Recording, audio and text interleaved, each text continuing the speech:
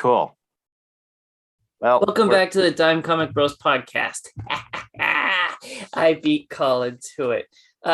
We are remote this week because of a COVID scare. We like each other just enough to not share. Just enough. Just enough. I want to share. I don't like share. I've never found the appeal, honestly. Collin literally said, "Please come give me COVID," and I'm like, it's not me. You'd have to kiss my brother. That's nice. And get your brother over here. I don't want to. I think if you tried to kiss him, you might end up with a bullet in your head. So I wouldn't recommend it. I think he thinks that would happen, and I'd let him think that would happen, and then his dick would just be off. Okay. Because you bite it off? Yeah. Okay. Yep. That's nice. This has devolved quickly. Mm-hmm. Such is life. Why buy a comic that might cost more than a dime? Come meet the brothers who are here to waste your time. So jumping right into the news, it's a really short one this week. We have an exclusive from HollywoodReporter.com. Marvel Studios has shaken up its Armor Wars project, and now what was to have been a series for Disney Plus will be redeveloped as a feature film. Shut up. Disney Plus. The move essentially pushes back the title further down the development slate. Sources say the studio was committed to getting the story told the right way, and that in that process realized that a feature was better suited for the project. Like all Marvel movies, it was intended for a theatrical release. Don Cheadle, who is reprising his longtime MCU role as Rhodey, remains on board to star. Yasir Lester, who was acting as head writer on the series, will remain as its feature scribe. So this is actually a win for everyone because the series have mostly been, this could have been a movie. So cool. I guess. I mean, Andor is proving that wrong. So... Yeah, but it was developed as a TV show. Like all the MCU stuff, except for kind of She-Hulk and WandaVision, could have all really easily been movies. It just really depends on what they write it for. That's really it. It's like it depends on what goal they set for themselves and what they're trying to make. Yeah. Also, I'm sure Don Cheadle's going to get a bigger paycheck this way, so that's neat. Give Don Cheadle money. There's also been a bunch of stuff which I didn't include in the news about Blade has been going through some tumultuous shit this week. So there's a rumor or speculation that this announcement was made to deflect from all the Blade stuff. I'm not sure how valid that is, but I don't know. That's not cool. Not great. Yeah, long story short, it lost its director like 2 months before they were supposed to start shooting, and they're overhauling the entire script. So I think they should turn it into a short film like they did with Werewolf by Night, and then just probably have Michael Giacchino do that one as well, because that's getting a really good reception. That went to film festivals. Interesting. Anywho. From Marvel.com. First, we can barely hear Collin. Can you really not hear me? Oh, there you are. I think he just tapped the mic out.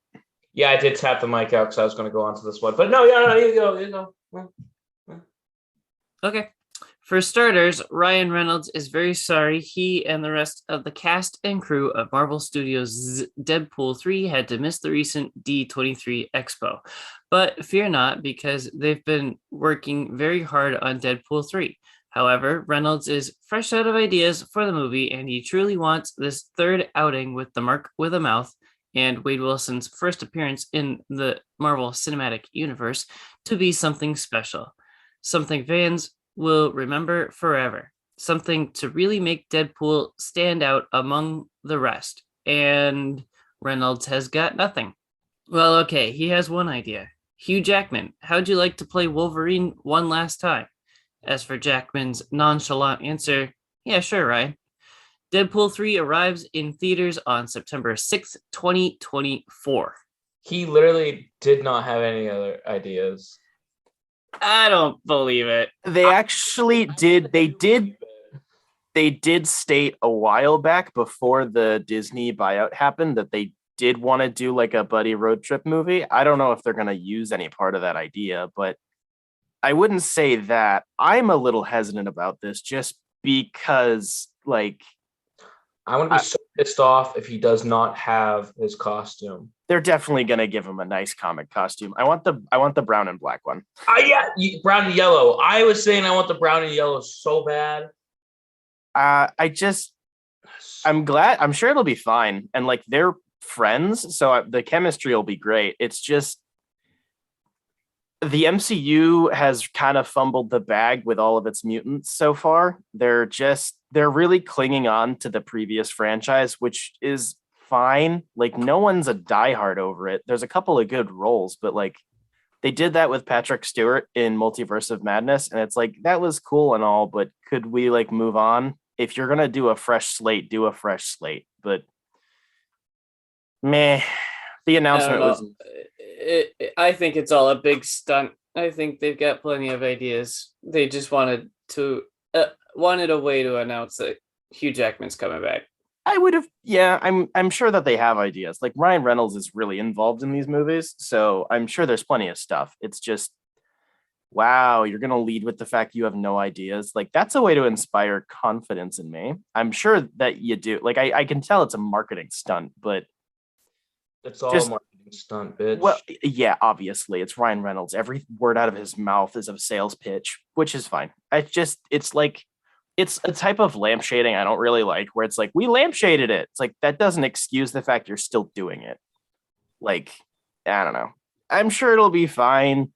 Apparently a bunch of people knew about this, like Rob Liefeld and blah, blah. The announcement was neat. I like the Ryan Reynolds sitting on a couch videos. I think it's funny that it implies that Hugh Jackman just lives at Ryan's house. Yep. Yeah. It only would have been made better if Hugh Jackman was like in the white boxer shorts with the red polka dots, just walking by. Like, yeah. They wouldn't have done this because that would take balls. But like, imagine if they had a stupid movie where he kidnapped the actor Hugh Jackman because there is no Wolverine anymore. It was just a role. Like there's actual like potential there to have the chemistry, but Collin then be like, look, I have that. Collin doesn't like anything fun. No, you make me so fucking angry. Do that shit. Don't do, what is it? What's his name? Iron Man 3, 10 Rings. No. Mandarin. Yeah, don't fucking Mandarin me. I mean, like right at the beginning of the movie, Deadpool's just a moron and is like, no, you're Wolverine, I swear. And then Hugh Jackman is just like, no, like he can just sing and dance real good, you know? At least we have a release date. That's nice. I'm sure they'll push it 15 more times. It's been a lot. Like Deadpool 2 came out in 2019, I think. It's big. It's gonna have been a good chunk of time. Collin, with the third bit of news, please. And the last bit of news. From comicbook.com, DC Comics is going all out to celebrate Harley Quinn's 30th anniversary. In addition to this week's 30th anniversary oversized one-shot, which celebrates Harley Quinn's first appearance in Batman the Animated Series in 1992, the publisher announced further plans to honor the Clown Princess of Crime. This includes news of the newest Harley Quinn creative team, who are set to take over the title beginning with March 2023, Harley Quinn number 28. The new book will be written by current Catwoman writer Tiny Howard, with art by Batman urban legend Sweeney Boo. This serves as the first major creative change for Harley in several years, with Stephanie Phillips operating as writer since early 2021 alongside a rotating group of artists. I do not care. Incredible insight, sir. We've read less of a shit. We've read a bunch of books by Tini Howard. I know the name. I can't think of the books, but the Catwoman run has gotten a lot of really good reviews. So I see that stuff everywhere. Yes, Queen. So moving on to more Yas Queen. She-Hulk episode 7 came out this past week. It starts out. Hold on, let me find my notes real quick. But I remember this thought. It starts out with Jen in the shower. Obviously, it doesn't show her in the shower. It cuts that off in the frame to show us her bathroom. And apparently, Jen showers with the bathroom door open. What kind of savage does that? I have a hard time pissing with the door open in an empty home. Fair. I mean, she does have superpowers, so that probably gives some sort of confidence. Yeah, I think Spencer's right about that. But I don't know. I liked the just the opening montage. Like, I don't know. She was going on some cute dates. I liked it. It made me happy. And I don't like the twist of this episode. Yeah. I saw it coming and I went, okay, so this is the one thing. No kiwi farmer looks that attractive. Anyone who's on those types of sites, they're ugly as sin. That's why they're there. Like, most unrealistic portion of this episode. I watched the recap from last episode. I went, oh no. I didn't realize it last week, but they clearly summarized it, pointing to her date being a bad guy. Just so gay, because he was nice. You thought, bitch. I know. Of course it's not going to work out.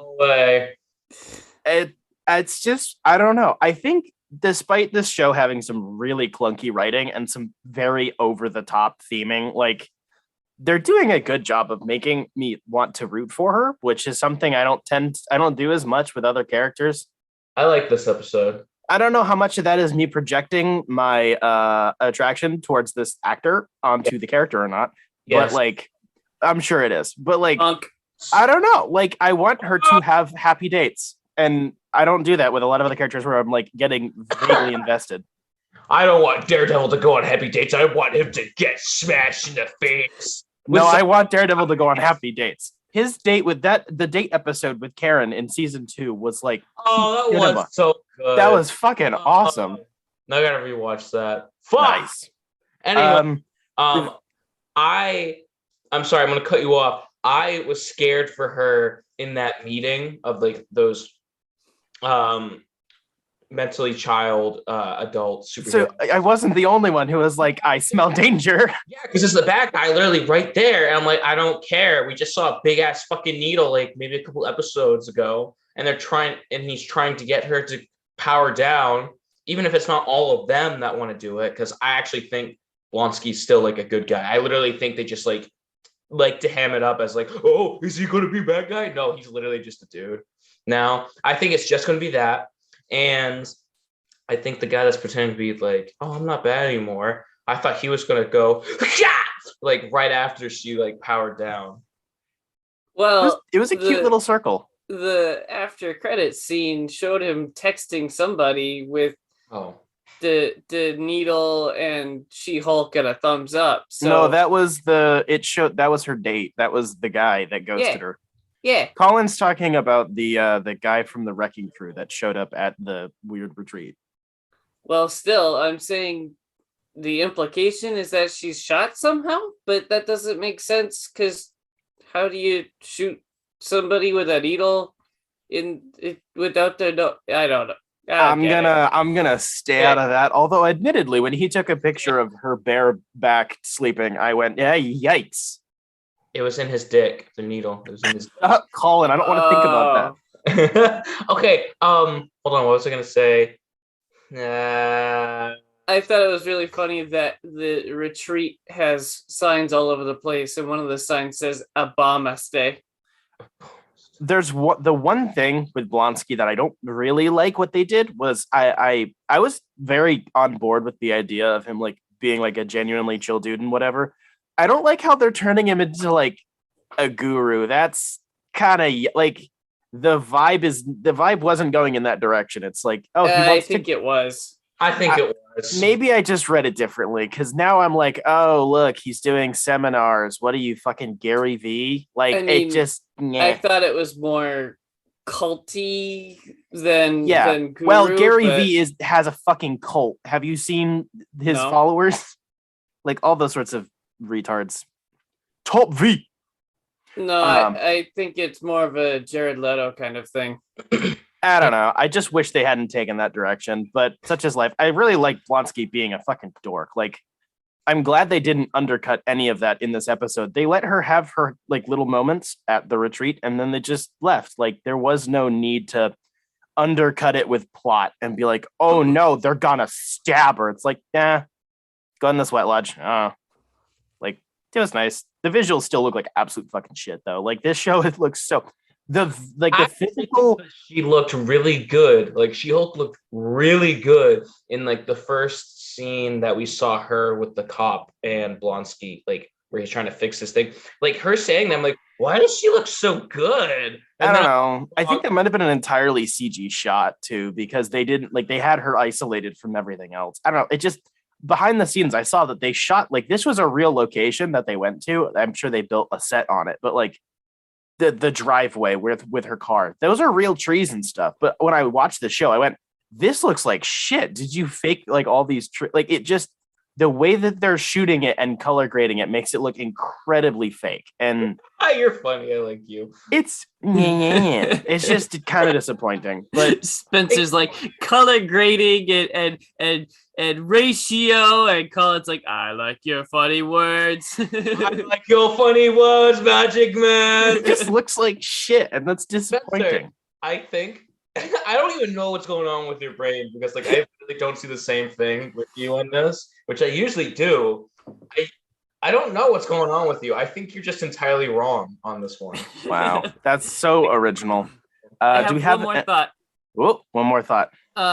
She sits through Blonsky's stupid kumbaya session, and their result is that she's using She-Hulk as a shield, but literally the whole show has been about her not wanting to be She-Hulk. She didn't want the powers anyway. She just wanted to get back to her job. She wanted to go on dates as Just Jen and had to go on dates as She-Hulk. She thought that she had to show up to the wedding as She-Hulk and was told, no, please be Jen. Like, it's literally been the whole show, and suddenly this is a magical answer to all of her problems. I didn't follow it. Did I miss something?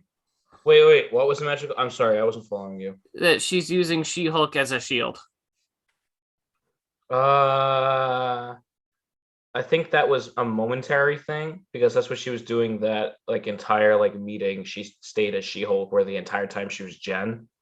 I think that was just a momentary, like, oh, right now you're using it as a shield. I don't think they're implying that like she's used her entire like relationship with She-Hulk as a shield. Because it's something like that. I think it's something like that, but I think you could also read into it that she has used it as a shield. But from what we've seen through the show, I don't buy that. I think it's just a momentary thing. I just want to see Tatiana Maslany in a bunch of oversized clothes. I just want them to keep doing that gag. It's great. It is quite funny. I especially noticed when they showed up to the compound or whatever, the retreat, that she had to keep pulling her pants up because they were so loose. I dig it. You know, funny. I didn't even notice that, because that's just a normal female thing to do. They just pull their pants up randomly. Well, that too. There goes Collin profiling women again. Yeah, it's pretty normal for him. Moving on to something much more visually appealing. Andor episode 4. We have the end of the first act of this season. We get the mission, kind of the setup to the mission. We get some more politicking. I'm really appreciating the like corporate security like gig turning into like a military pipeline. I really appreciated that note where they're like, originally they're like mall cops. They're just security retards. And then the Empire's like, okay, you guys fucking suck, so we're going to take over. Like, that's what happens in countries. Like the companies try to work with the shitty government, and then like it just all turns into the military. I really like that detail, and I like the fact that we're supposed to find, what is his name? Civil, I think it's his first name. The middle manager man, little sad boy. I like the fact that they're demonstrating the fact that the system's chewing him up just like everybody else. Like I sent it in the group chat, but the shot with him in like the going into what is effectively like Section 8 housing, like where his parents live, the shot of him in the middle of all of the floors was really, really cool because it demonstrates the fact that like he's a manager like me, but he has no real authority. Like if you look at the way that all the triangles and the squares are shaped and shit, like he's in the upper echelon of the bottom.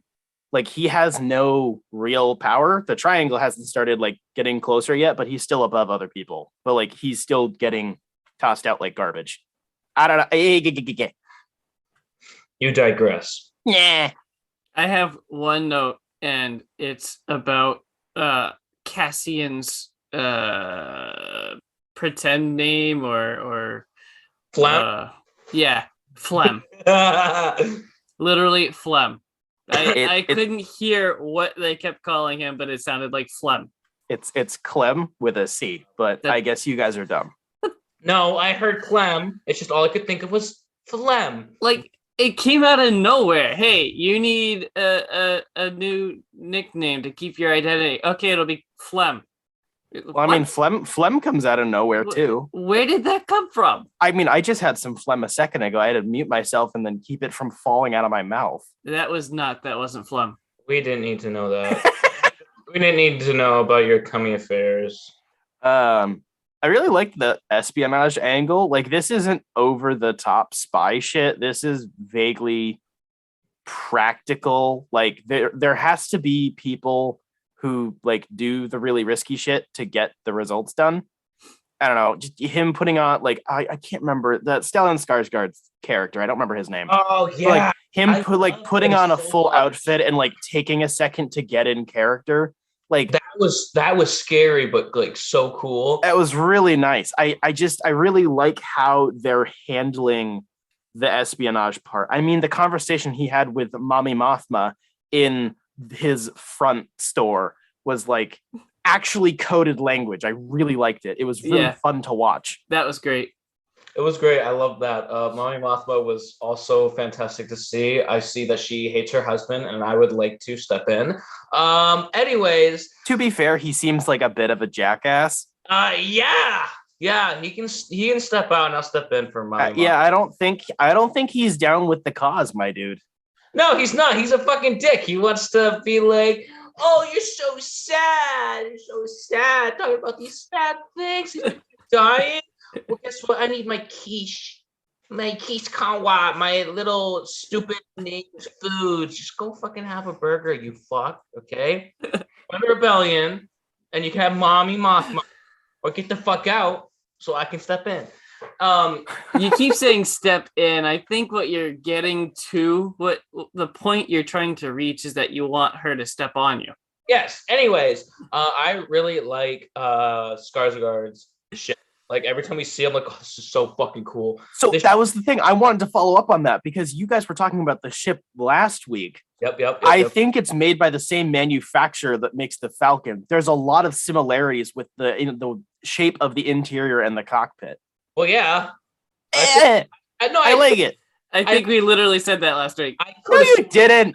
I could have sworn that we said something like that last week. Or you guys were trying to identify the ship and like where you've seen it before, but I'm just saying when you're talking about No. We said that it's probably like but yeah, we literally said that. We were talking about that it's like a Millennium Falcon brand, but a different model. I remember the make and model part of the conversation. I don't remember you connecting it to the Falcon, but I am dumb. But I noticed. I'm smart. Hold on. Donut. Colin's landlady brought donuts. Colin's getting fed today. Thank you. Landlady? Yeah, that's what they call you. Or no, that's what Jacob calls you. That's what Jacob calls you. He rents from you. I'm basically his mother. when we were talking about it last week, we said same manufacturer as the ship from Fallen Order. We did not connect it to the Falcon. Oh, you're right. I'm sorry. Yeah. Fuck you. Maybe it's because in my brain I'm like, oh yeah, that cockpit, that's a Millennium Falcon cockpit. Yeah, exactly. Collin does think about cockpits a lot. So what was your final point? My only other thought beyond they were using AK-47 looking rifles in this, which is great. Star Wars when poncho is good, actually. I did notice the poncho. I was wondering if they had different ponchos to swap out like for the day, just like in Fallen Order. For sure just gave him her poncho. And she was wearing the matching outfit, which I thought was really funny. I was kind of bored with where Flem ends up and just they're nipping at each other, all the rebels. Like, yeah, make your plan, explain your plan, but like they've already established people are unhappy with him popping up, but it felt like it went on for a very long time and I was bored. I kind of disagree, but I can also agree a little bit because hold on, give me 1 second. Hold that thought. I was a little bored because I felt like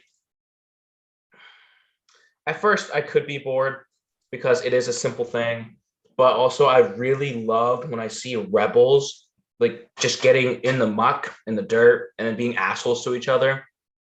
Because we always see like rebels be like, yeah, rebellion, unite. And I really like to see the side of the rebels that are like assholes, because that would happen in real life, and that would totally happen in a rebellion. There's people that are just gonna be like, I don't know this guy, I don't fucking trust him, because they are literally like putting their life on the line, and they don't even know who this guy is, and they don't know how to trust him. But I thought it was really cool. The scenery was fantastic in all the shots that they were in, so that was nice to see, and that helped with that whole thing. But I found myself really into it because I didn't realize that we were coming to the end of the episode. And then once she said, I'll take first watch, the episode ended. I'm like, what the fuck? I was like, what the fuck? Come on. I should have saw that coming, but I didn't. And I have one more note about this episode.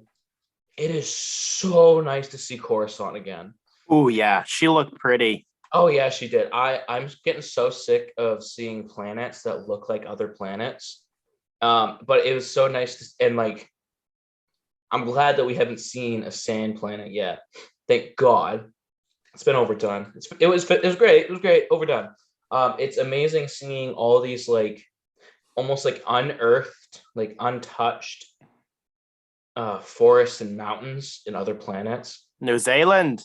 Yeah, it's really nice to see that. I love that with Star Wars, and I love seeing Coruscant, especially just other parts like live action Coruscant, instead of seeing Coruscant in like temples or like big things. We see just kind of like almost street level Coruscant, which is nice in live action. Anyways, we've seen it in like Star Wars, but live action is different.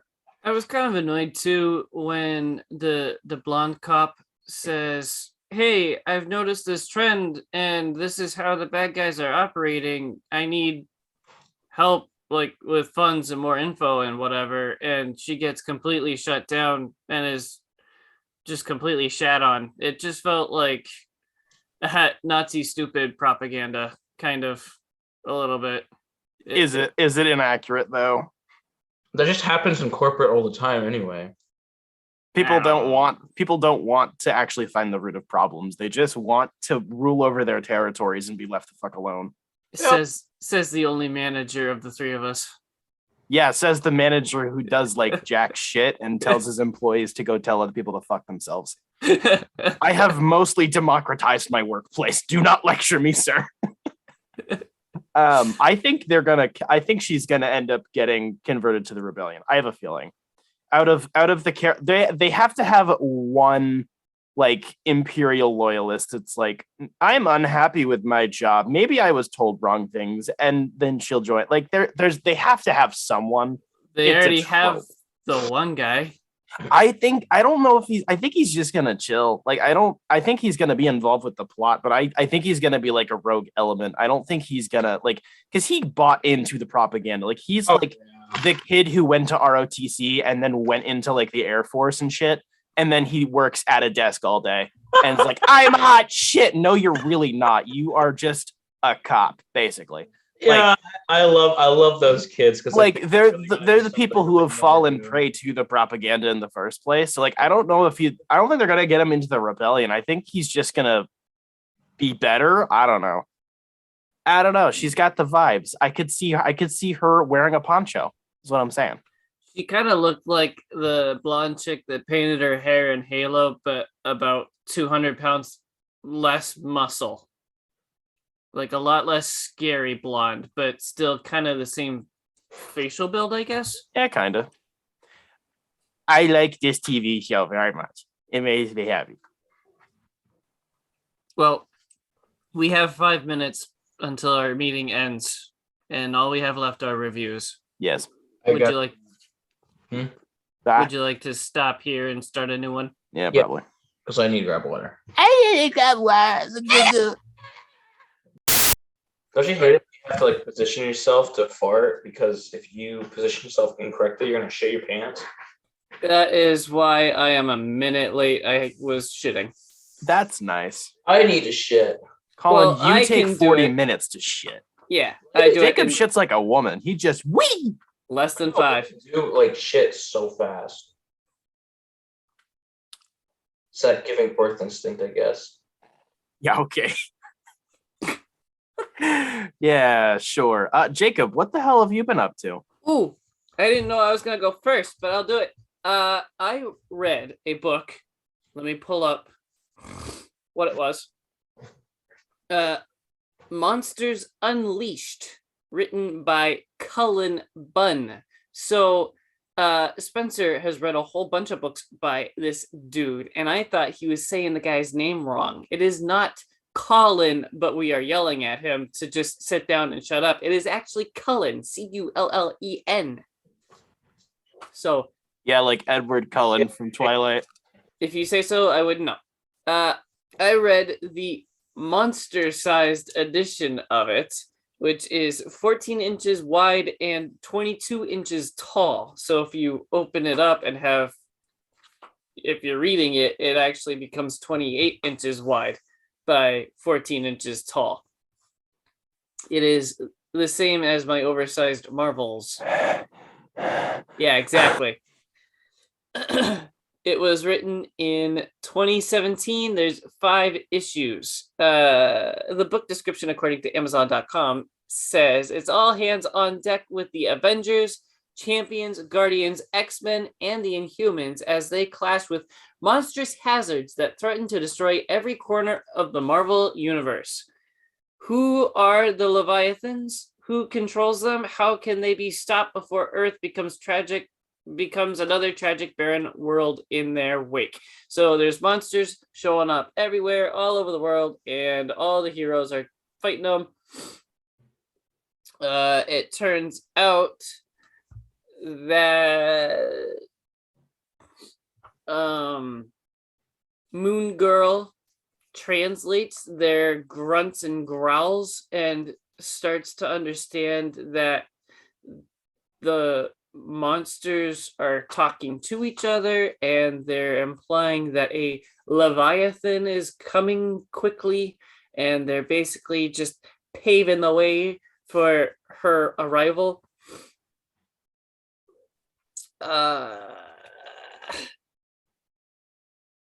I don't know how that fits with what's really happening. This kid Kei, is just drawing monsters, and it turns out he's an Inhuman, so his power is that anything he draws becomes real, and he can transport whatever he draws to wherever, which is a really cool idea, but completely clashes with the Leviathan mother coming to Earth to just destroy Earth. I don't understand how the two plots mesh. So me, So he's what? He's literally me. No, because this guy actually finishes his artwork. Fuck you, bitch! If I don't show you my artwork, this means it's not finished. Okay. Art does not solely exist because of others' perception or exists. Fuck you. It's the only thing in Collin's life that he finishes not quickly. Oof. I can't finish at all. To be fair, he Uh, gets a lot of pressure in issue 4 to draw more and more and more monsters because suddenly he's drawing good monsters instead of bad monsters, so the good monsters are fighting the bad monsters. It was really cool to see how they called him Kid Kaiju. That was his superhero name, which was pretty cool. He and Moon Girl clicked. That was really fun to watch.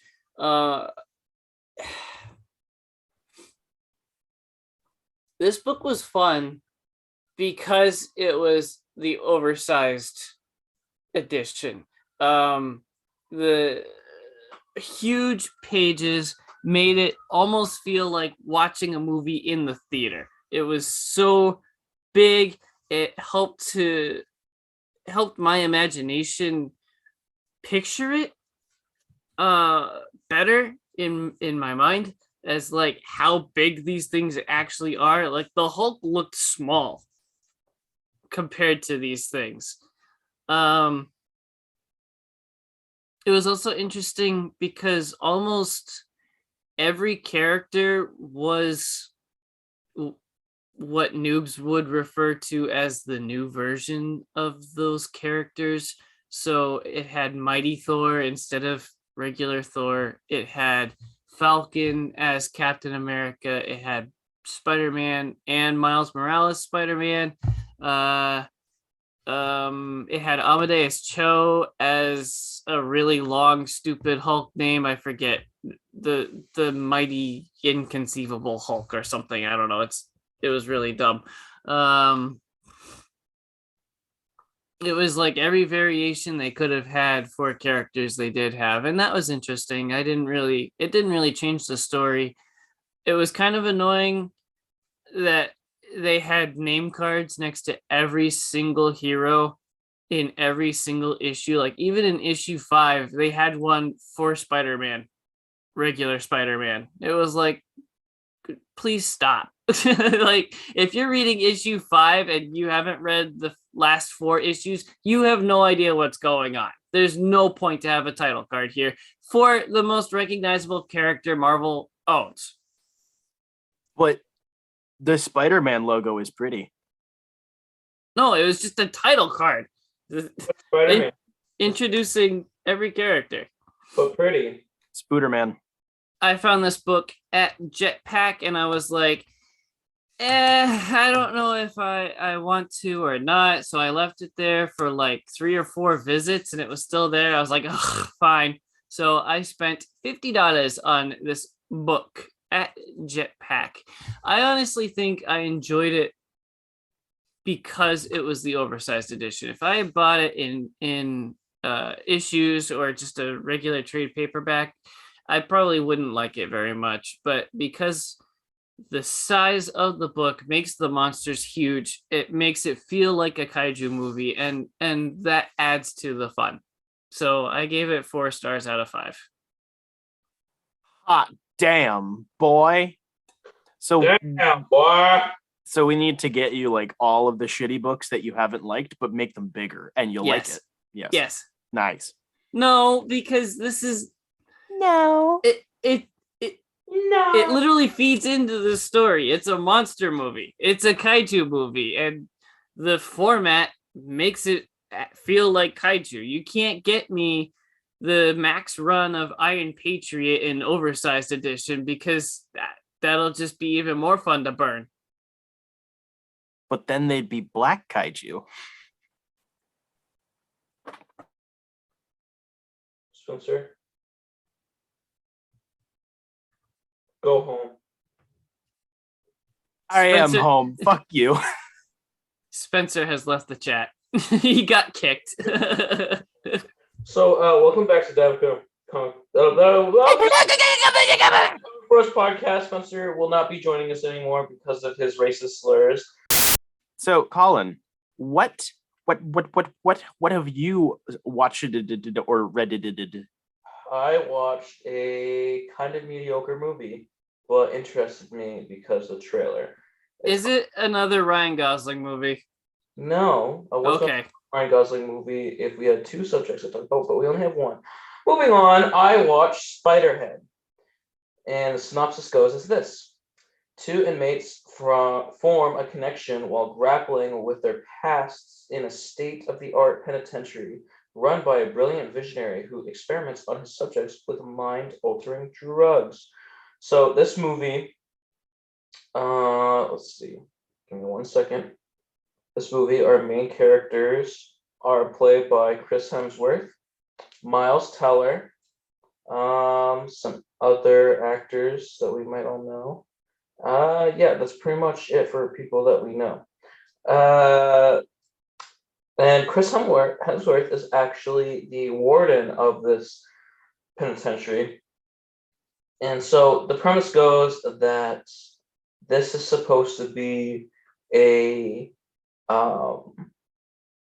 experimental way for people who are in prison for life without parole to have a better way of living while being incarcerated, but have a chance of helping with society because of their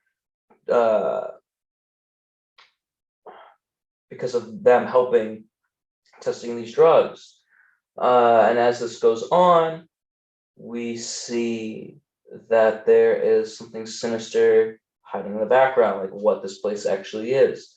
And our main character, who's played by Miles Teller, his name's Jeff, finds out something about Steve Ebenesti, which was played by Chris Hemsworth, and what this place really entails.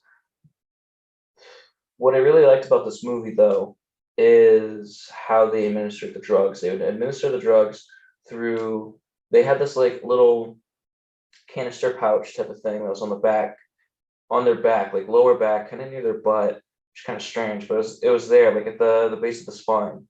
And it had all these different drugs. There's like this base of like 6 drugs that they were testing, but every now and then they would add different ones, either secretly or for other testing. And there's like a happy drug, a drug that made you laugh. There's this drug that made you fear anything, a drug that made you like feel nauseous and scared and like feel like tons of pain. And then there's just like B6, which no one knew what it really was. And that's kind of like one of the bigger premises of the movie. I liked how they handled that. I like how they would show kind of like how they were feeling, like with how the camera was working, how they would do certain effects, stuff like that was cool. They scenery was really nice. This penitentiary was kind of like a modern looking building, and it kind of looked like it's been there for a long time, which is really strange because Chris Hemsworth's character is like really young, and I don't know, it's a strange type of building, and it looks like it's newly built type of design, like it hasn't been there forever. But another thing that they did to show that this could be kind of like a not okay situation is that Chris Hemsworth's character had his own pouch, and he was keeping that a secret from everyone except for like the other guy that was helping him run the tests on these people. And he would use the drugs on himself, and his excuse was that if our company ever gets in trouble for anything and they ask, you'd actually let people use this, I'm the one that's going to say, yeah, I use these drugs myself, they're safe, blah blah blah. So this movie is just a convoluted way of saying that Chris Hemsworth is on steroids. Yeah, kinda. Wow, this is news to me. I could never tell.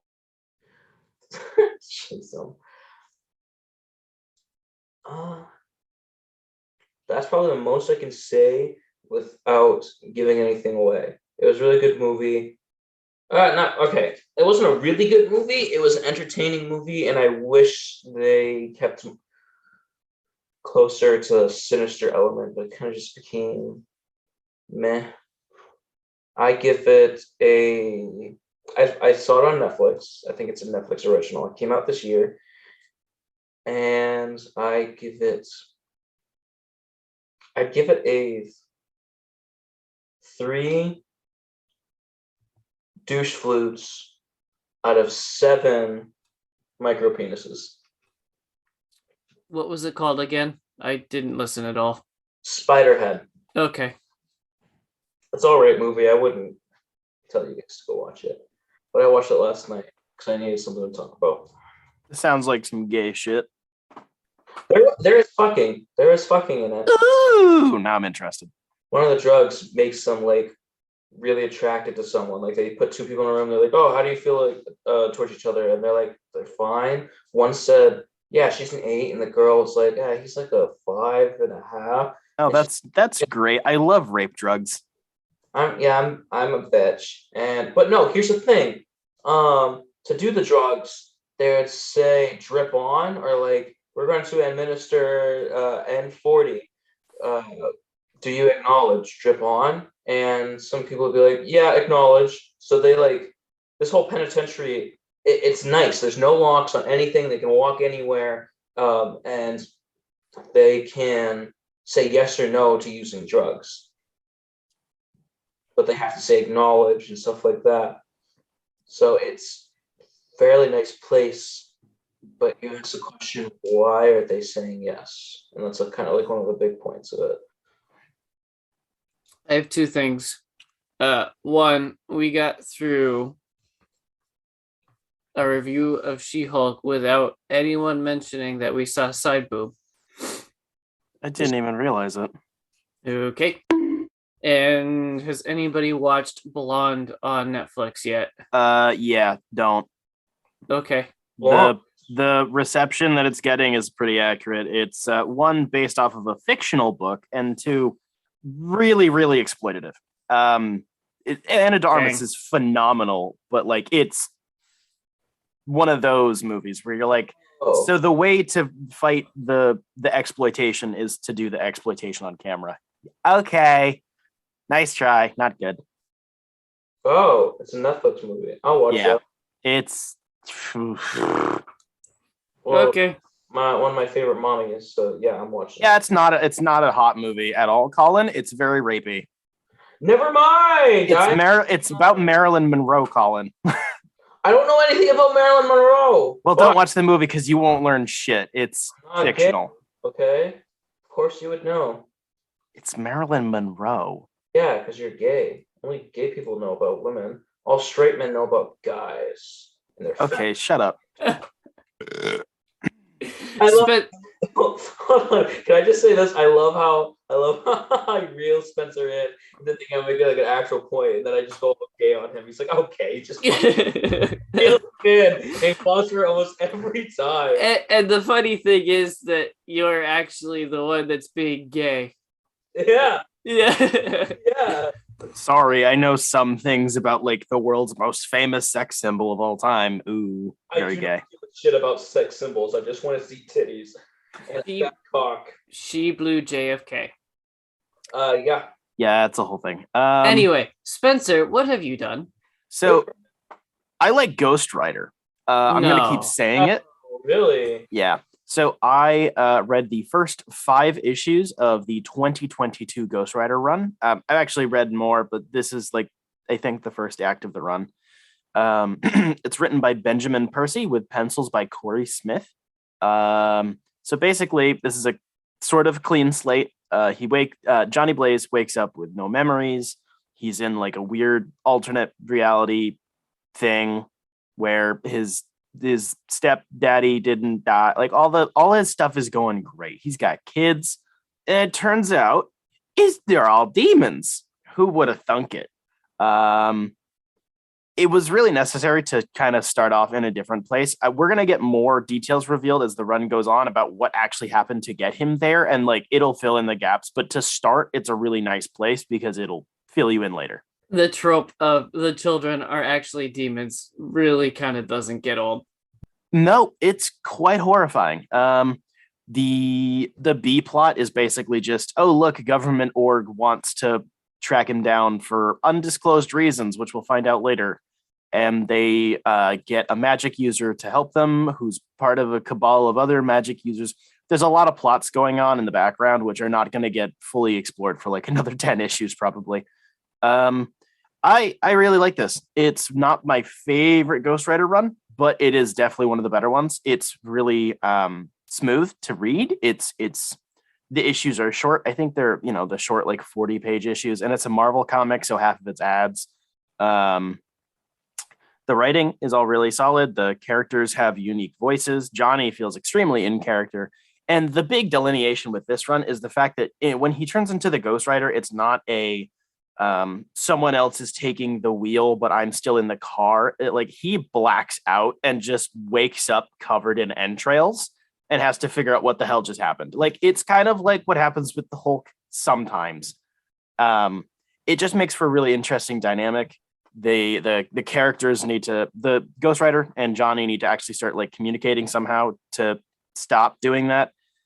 There's a lot of violence in this book. It's not the type of violence I was expecting. The covers are done by Kanu. They're fucking amazing. The interior art is not like the covers. It's very good, but it's just a very different art style. Like I said, it's a T-rated book, but there's a lot of violence in these. It's mostly because it's against demons, so they don't have to have red blood, so you can get away with a lot more. There's a couple of moments in this, like he has an injury on the back of his head that's like a scar, and we see it at various points throughout the issues. And like sometimes there's like creepy crawlies in there, and sometimes there's an eyeball poking out. And then towards the end of this run, he has a mild crossover with Wolverine for 2 issues. And Wolverine has to like rip this massive demon out of his head. It's fucking disgusting. Like just like a big, like 6-foot thing. It's really fucking gross. There's an issue. Most of these issues are semi standalone, at least the A plot, because he wakes up, he goes somewhere, he passes out, shit happens, repeat. There's one that takes place on a highway with like a haunted truck, which is really fucking awesome. And there's one that takes place in a hotel where it's like built on a demon temple, and the guy who operates the hotel like has one-way mirrors everywhere, so he can stalk all of the people in his hotel and probably jerk off behind those mirrors. And he like kidnaps them and brings them down to feed them to demons. It's a whole thing. That issue is really fucking awesome. I'm really digging this. There's something that feels a little off here. I'm not sure what it is. It might just be because I'm not familiar with this person's writing style or whatever. I really have no idea. But the art's good. The issues are nice and tidy to themselves, and the violence is on fucking point. At one point, the issue 5 has like a massive death race. Like all of the anti-heroes from Marvel are all just like there. They don't talk to each other. Like they're trying to gain their salvation or some shit. It's a very weird, convoluted thing, but like they have to win the race. It's very weird. So you get your Black Widows, you get your Moon Knights, you get your Wolverines, and all this weird stuff. And they're just all like sitting there on their bikes. Like there's no communication. It's basically glorified cameos, but I thought it was really nice. And the crossover with Wolverine is really nice. It's a little bit. It's all relevant. It's about the Ghost Rider plot. It has nothing to do with what Wolverine is doing. They have good chemistry. They have a lot of history together, and I like it. And also Wolverine is in the yellow and brown suit, so that's hot. I bought each one of these issues for $4 at Jetpack. Of course, I have the A covers because they're hot as shit. And this is an ongoing, so I have no idea when this is going to end. I have issue 6 and like a special that they came out with, but this is kind of the end of the first act, so it's a good place to cut it off. This was on my radar, but the amount of times you just described it as gross and disgusting has really sold me. Yeah, like it's not like mortifying. It's really creatively disgusting. Like the demon designs are mostly interesting. The weird thing that got shoved in Johnny's head was fucking like just at the end of each issue, they'll just like show the scar like opening up, and there's like a shit ton of like claws and crap coming out. It's fucking disgusting. I'm really impressed they managed a T rating with this. They just don't have a lot of blood, and they get away with a lot. Will you keep up with it, or will Yep. you switch to trade paperbacks? Nope. I mean, I'm gonna buy the trades when they come out. This is what will be the first trade. I checked. Right. No, but I I'm buying just it wondered monthly. if you're gonna wait or if you're gonna keep up. Nope. I'm waiting for issue 7 to come out. I believe it's next week. So I'm keeping up with it. I like it. It's one book I can keep on top of. It's $4. Such is life. The covers are so hot. Nice. And Johnny Blaze has a kick-ass Ghost Rider outfit. So, Hot. oh, he's hot. Yeah, he is. The flaming skull is actually pretty hot. It's actually very sexual. Where No, do you get all these? I get them at Jetpack Comics and Games in downtown Rochester, New Hampshire. I actually haggled with Kyle to get issue 6 out of like the recommended rack because there was only one copy of the A cover left, and it was in the little each employee's recommendations for the week. And I harassed him quite a lot, and by that I mean I asked very politely, and he was like, "Well, it's the day before we're supposed to take them down anyways, because we have to put up new ones after we close tonight." So he just took it down like 10 minutes early. I was there at like 7:45. Collin, did you notice how he changed the verbs? He went from haggled to harassed. It sounds like a self-report. He traded sexual favors to Kyle for this issue. I will not comment any further. I would not drag Kyle down that low. He does not have that low standards. But Kyle wears joggers, so can you really say that? Wow! We're just gonna shit on someone from Jetpack Comics in this podcast. It's not like they actually listen to us anyways, but Jetpack are our friends, as we said last week or the week before. They're a collective goth girlfriend. They put up our posters and they have our stickers and business cards. They know who we are usually. And we have a very special relationship with them, along with like probably 5 other podcasts. But it was really weird last time I was in there because Ralph was walking through. I hardly ever see him there, and he recognized me. He was like, "Hey man, how you doing today?" I was like, "Ah." Yeah, I think he's usually doing deliveries or is like in the warehouse or whatever. Yeah, so they're cool. They're our local comic shop. They're in Rochester, New Hampshire. Go give them your money. They have all of the bookses and the zines and the dices and the cardses. Wait, you said they have all the zines. Is Yeah, that zines. the nicotine pouch that you put in your mouth and suck on all day because you're a freaking loser? No, they're magazines. Oh. Yeah, you fucker. Which comics are technically they're magazines. No, they're funny books. That too. Hate you both. I know. Also, a big shout out to our patrons over at patreon.com/dimecomicbros. We have Jeff Lawrence and Caitlin. You guys help keep the lights on as we are on the cheap version of Zoom and have to end this meeting very shortly. The 10-minute counter just lit up. Perfect timing. Maybe one day, if we get enough patrons, we'll actually get real Zoom for professionals. Probably Maybe. not, because we rather record in person. It is much better recording in person. That is why I decided to stay in this state for the rest of my life. It is exclusively to record with you guys. It had nothing to do with any external circumstances whatsoever. Meanwhile, I have definitely considered moving to San Diego for work. Well, it's because I have a higher level of dedication to this show, sir. It is the blood of which runs through my arteries. if you want to help support the show and keep us from moving away from each other, maybe one day we'll all be able to move into Jacob's new house and pay him rent, and we could just have this great pad. It'll be so much fun.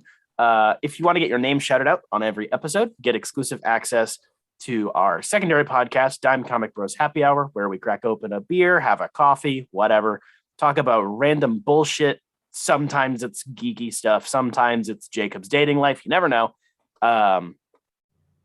As well as some exclusive clips and segments that we end up having to take out of this show. All the really spicy stuff. You think the things we say on air that you get to hear are spicy. If you pay us more money, we might say slurs for you. You also get early access to this show, as well as Dime Gaming Bros, which is a show whereas Collin is not usually there. Jacob and I just sit there, yell at each other about video games and stuff. But this upcoming episode, which will be out in a while, like a month from now, Collin's actually going to join us. So keep your eyes to the floor for that. Pay attention. Put your ears to the sky, or whatever the fuck the saying is. Put your mom to the heel. I love how this is the blood in Spencer's veins, but anytime anything goes wrong, he's like, this wasn't my idea. You guys wanted to start a podcast, not me. I just like talking about it. That is so true. He always blames us for this stupid shit. Yeah.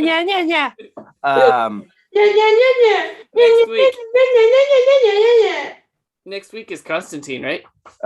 Yes. Next week we are going to be discussing Constantine, the movie with Keanu Reeves, man. Constantine, sir. See, that's the thing, is that was the original pronunciation, but I think every single person who likes the character in the comics has acknowledged that's no longer the correct pronunciation. That is only the family name pronunciation if you're referring to people before John.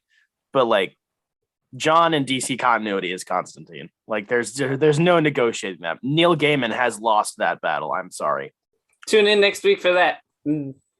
Probably more creaming about Andor again. Yep. Maybe we'll get the Daredevil episode next week. Who knows?